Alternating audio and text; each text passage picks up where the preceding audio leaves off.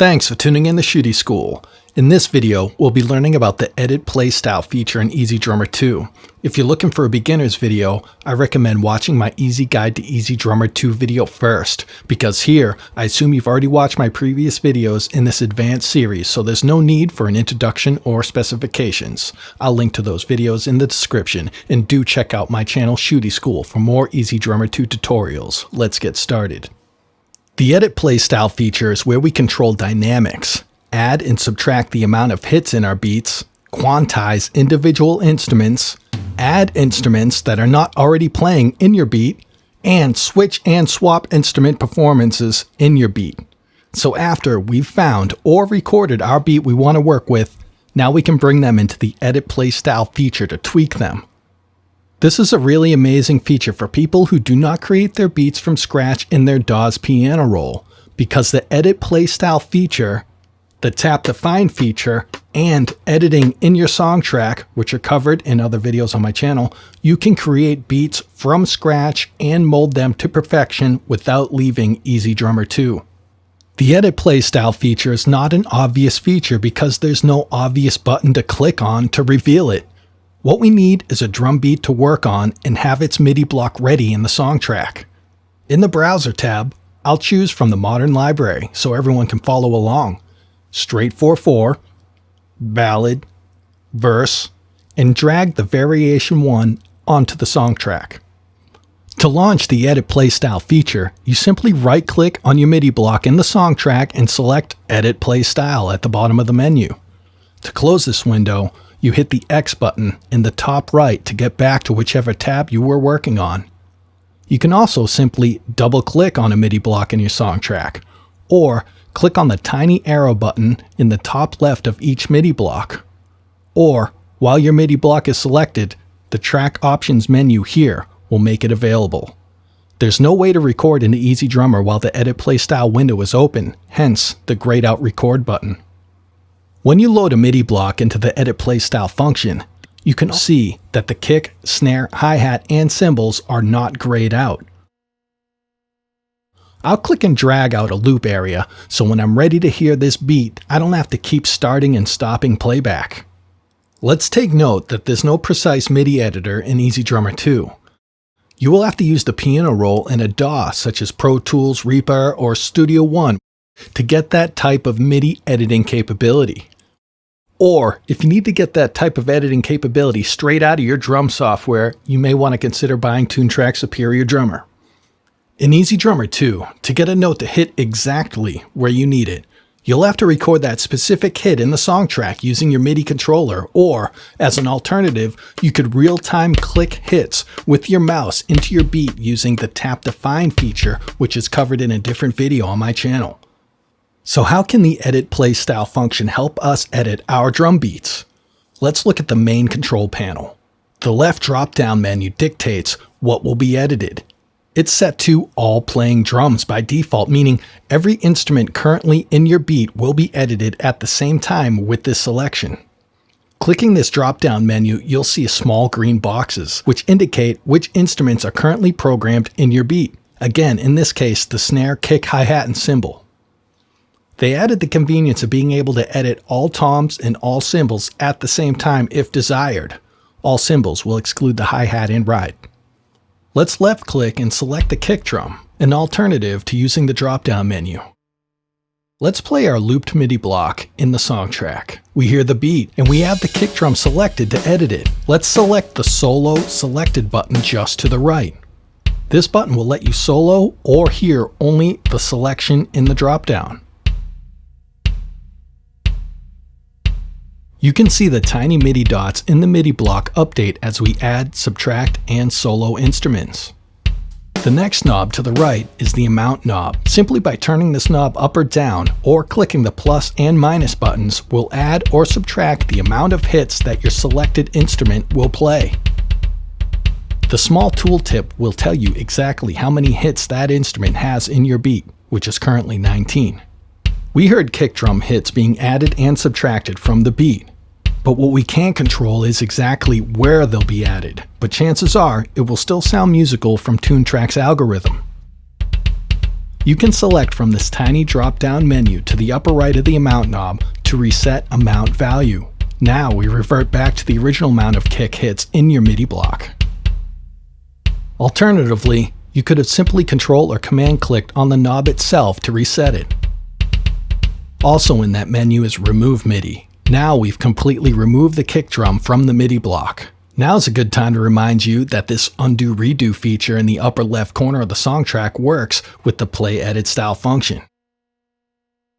If I remove MIDI again, you may want to note that it's simply a way of turning the amount knob all the way down, and that you could simply start turning the amount knob up again to get some kick hits back into your beat. A quick note is the amount knob will not add any type of triplets to your beat. It will only add straight note durations. Though you could turn up the amount knob and then quantize to triplets, which we covered in a little bit. Last to the right is the velocity knob. This doesn't adjust the volume of the kick hits. That can be done on the drums tab or on the mixer tab. The velocity knob controls how hard the drummer is hitting, which in turn does give us more or less volume, but most importantly, a different dynamic tone. I can hear some lower dynamic kick hits in this beat. If I want to even them out, I might turn up the dynamics for a more rock or metal feel. Or I might turn the dynamic knob down for a softer performance and tone, in which you could turn the volume of the kick drum up in the drums tab, or the mixer tab if the note is too quiet, but you like that tone. I'll Command or Control click the knob to reset it to its default. Now that we've worked on the kick drum, we might want to hear how it plays with the rest of the beat by disengaging the solo selected button. Now we still have our original MIDI block. Let's pretend our drummer has a third arm and we want to add some ride cymbal to this beat. We could select the ride cymbal in the drop-down menu. Even though the ride instrument is grayed out and not a part of this MIDI block, that doesn't mean we can't simply add it by turning up the amount knob. That's how you add a new instrument to your beats. It's very handy. Let's not forget the percussion instruments in the upper right are waiting to be engaged. If you click on their little power icons, they will start playing right away. You can also control them in the instrument drop-down menu as well, as I've already explained with other instruments in this beat. Take note that if you select a different percussion instrument in the drop-down menu, you may get stuck with the selected drop-down field saying multiple, which adjusts all three percussion instruments at the same time. This seems like a bug, at least in version 2.1.8. If this happens to you, just click on the actual instrument you want to control, not with the drop-down menu, to get the multiple selection to go away. When working with the percussion, it's easy to be editing multiple instruments at the same time without realizing it, so keep your ears and eyes open. Though this seems like a bug with just the percussion instruments, it's actually a feature otherwise. If I select the snare drum so I can edit it, we can see the drop-down change to snare. I can then hold Shift and click on other instruments so I can then edit them at the same time, like this. Now we see multiple show up in our drop-down menu and can edit all of the instruments with an orange outline at the same time, like this. You can see how fast we can change a beat with the edit playstyle feature. It's pretty darn cool. I will reset the amount value, Control or Command click the velocity, and disengage our percussion instruments to get us back to where we started. In case it's not obvious to you, if you select all playing drums in the drop-down, the amount and velocity knobs will make global adjustments to the entire beat, every single instrument, all at once. I'll hit stop. Now we know how to use the meat and potatoes of the edit playstyle feature. We can load a MIDI block into it. We can select groups of instruments or individual instruments and edit their amount of hits and velocity, and use the solo button to isolate our instruments. Let's look into a few more things. The opening hit feature will add the instrument it's on to the first beat of the first measure of your MIDI block. This MIDI block we're using already has an opening hit on the cymbal. Let's hear it in the browser to confirm. Yep. If we hop down to the Bridge Groove folder and play Variation 1, we do not hear a cymbal as the opening hit. Let's drag that to the song track. Loop just the first measure, which is a power tip when you want to focus on just a portion of your MIDI block, and open it up in the edit play style and hit play. As we can see, the power button on the opening hit is off and the small window is grayed out. If we engage it, we'll hear an opening hit on the first beat of the first measure, like this. Now we can simply drag and drop the opening hit instrument to whatever we want, with exception to the percussion instruments, like this. Now that we have it on the ride, you could select the tiny drop-down menu here and select which articulation of the ride you want to hear, like this. I'll hit stop and loop the first measure in my previous beat. Take note that the highlighted MIDI block in my song track is the one that's loaded into the Edit Play Style function. If you have the Edit Play Style function already open, you can simply left-click on any MIDI block in your song track to instantly load it. In this case, the opening hit already exists in the original MIDI block since opening hit is already powered on and playing. In this specific case, we can use the opening hit's power button to remove the opening hit. This may come in very handy when looping long verses, for example, and you don't want to hear the cymbal accent anymore. I'll hit stop. That's how we power on and off the opening hit, change the opening hit's instrument by dragging, and how we can adjust the articulation of the opening hit. It's really handy for basic editing. Now the power hand feature. If you ever wondered where the name in the top edge of your MIDI blocks came from, it's these names right here. That is the name of the power hand in that particular MIDI block. In this case, it's hi-hat tight edge. It's even stating the specific articulation of the hi-hat, or here, it's the floor tom center hit. The power hand, in most cases, is the dominant hand that is keeping the most consistent time while playing. It's the hand that plays the hi-hat in many pop rock examples. I'll launch this tom beat, set a loop, move the open hit out of the way, and hit play. In this beat, we have a floor tom as the power hand. Notice there is no on-off button for the power hand. It's always there and on. Changing the power hand to a different instrument will rewrite the power hand MIDI to the newly selected instrument. In this case, I want the hi-hat to be the power hand. Let me put it back to the floor tom to show an advanced note. I'll zoom into our beat into the song track so we can see the tiny MIDI dots change in our MIDI block. See how the third rack tom and the power hand floor tom are both playing in the drum set graphic, but at different times? If I drag the power hand from the floor tom to the third rack tom, these two instruments will have their performances merged together, resulting in more notes overall, like this. The third rack tom was not overwritten, but merged with the power hand. Conveniently, if you drag the power hand back off the aforementioned instrument, the MIDI performances will unmerge or revert back to their original hit counts. I'll drag the power hand to the hi-hat one more time and note that the articulation menu is a part of the power hand feature as well, where you can choose different hi-hat hit sounds. I'll change it to open 1 or open 3 for this beat to really liven up.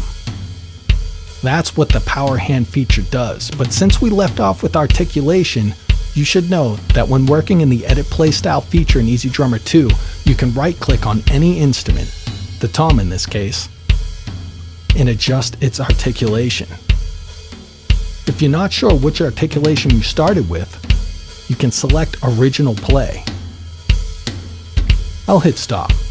This is really important. Sometimes when you find a beat you really want to use, you may open it up in the Edit Play Style function just to change an instrument's articulation because it's the only place in EZDrummer 2 you can program or change every articulation without having to access them in a piano roll in your DAW. The Tap to Find feature can access a limited amount of articulations as well. I think this is important to acknowledge. Take note, my friends, access your articulations here. This is worth remembering. Moving on to quantizing. Unlike the Tap to Find feature, Edit Play Style can quantize individual instruments, not only the entire performance at once. I'll make a quick beat and tap define for us to quantize and edit playstyle. I'll set quantize to none and really just spam a loose beat out quick and dirty.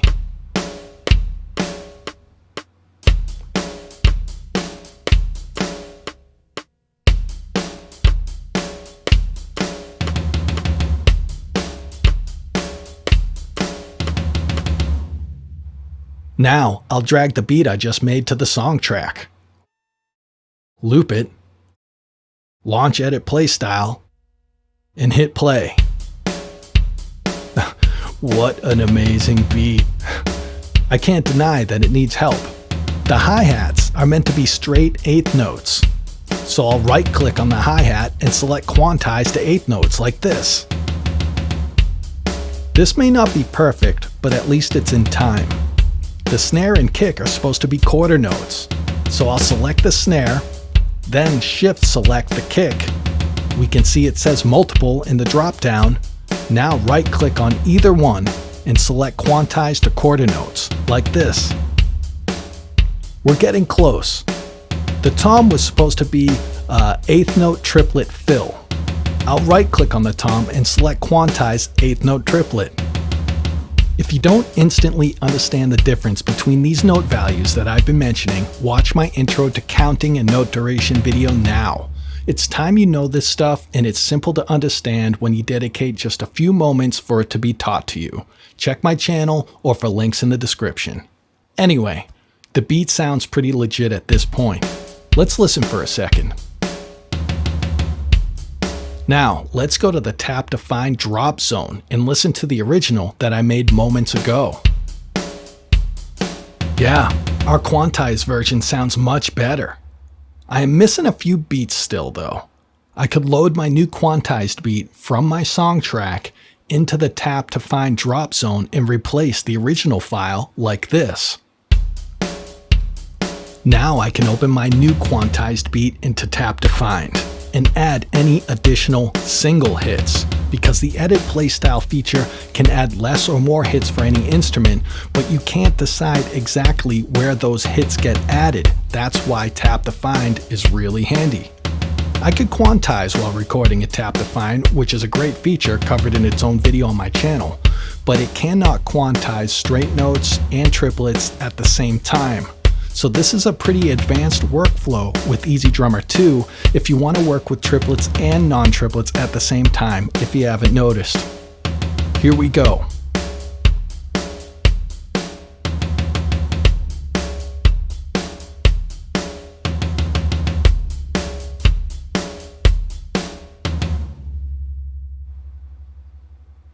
Now I've filled the few gaps that were missing in our beat, and I'll quickly quantize them in edit playstyle.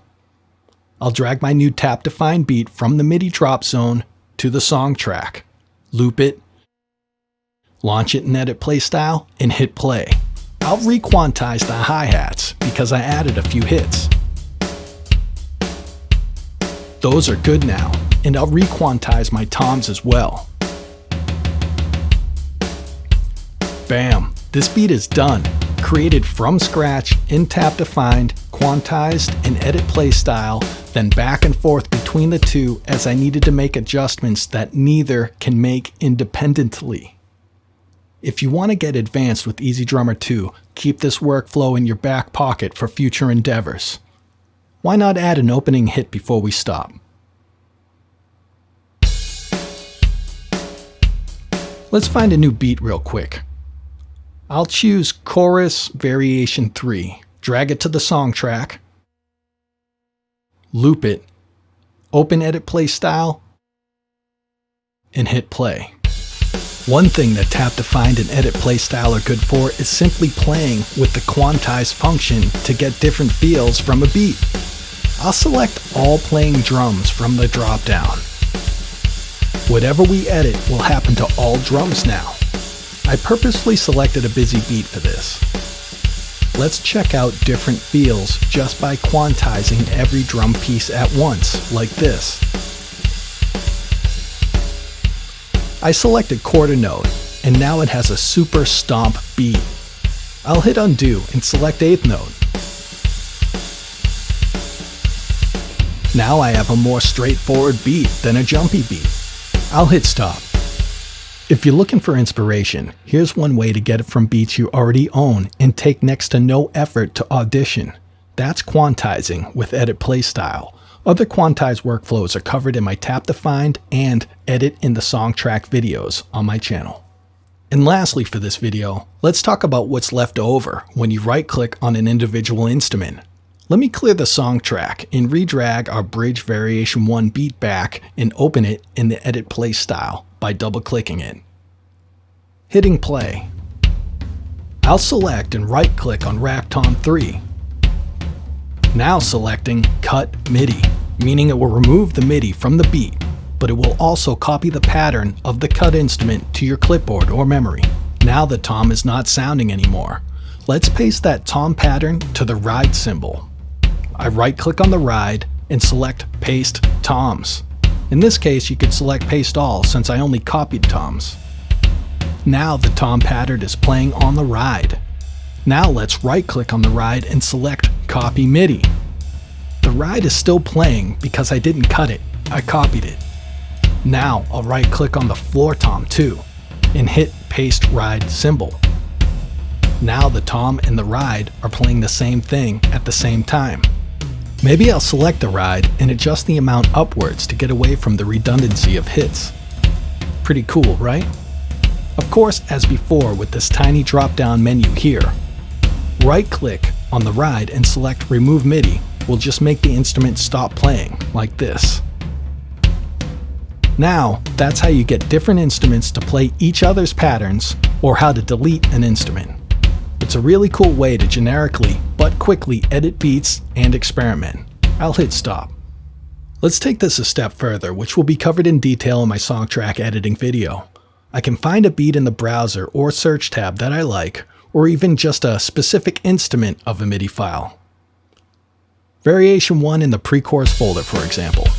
I can then right-click and copy it. Open my bridge beat in the Edit Play Style function. I'll hit play. And right-click on the hi-hat and paste just the hi-hat from that copied beat from the browser window, like this. Take note of two things. One is we copied a 4-measure beat and pasted it into an 8-measure beat, so the hi-hat only occupies half of our MIDI block. The second thing is that it did copy and paste the hi-hat pattern, but the correct articulation did not copy, so let's change that. Now, we're literally stealing instruments from files in our MIDI library and incorporating them in our Edit Play Style feature.